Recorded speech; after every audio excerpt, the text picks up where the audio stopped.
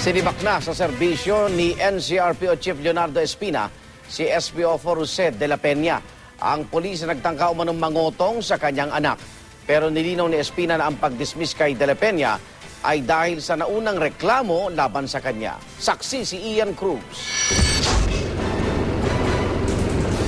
Under restrictive custody na ng pulisya si SPO4 Jose de la Peña Jr., isa sa dalawang pulis na nangotong umano sa anak ni NCRPO Chief Leonardo Espina. Pero hindi lang siya tanggal sa pwesto, kundi sibak pa sa serbisyo. Si Espina mismo ang nag-dismiss kay de la Peña, pero hindi dahil sa pangungotong umano sa kanyang anak, kundi dahil sa naunang kasong administratibo laban kay de la Peña na grave misconduct at serious irregularity in the performance of duty.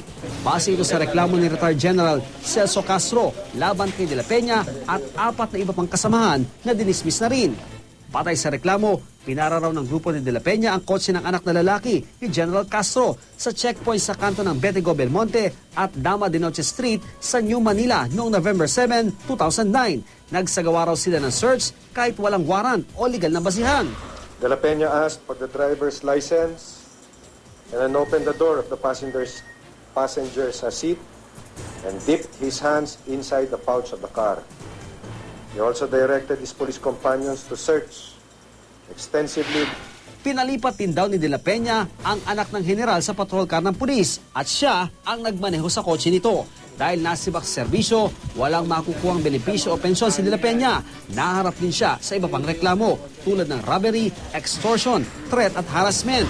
I'd like to make it clear that this particular case has absolutely nothing to do with my son. It has everything to do with me as the chief of the NCRPO charge of taking care of criminality in the whole of NCR and seeing to it that all my people behave well. Posible naman daw maabsuelto si Pio Torres del Rosario na kasama ni de la Peña sa pangotong umano sa anak ng NCRPO Chief. So far, libre siya. Kung ang pagbabasihan, yung narration niya sa akin na he was just following orders at wala siyang naging parang kumbaga hindi sila nagkausap o nagkalapit ng Yang Espina. 10 iba pang pulis sa Metro Manila ang naharap sa dismissal proceedings para sa iba't ibang kaso. Ako si Ian Cruz, ang inyong saksi.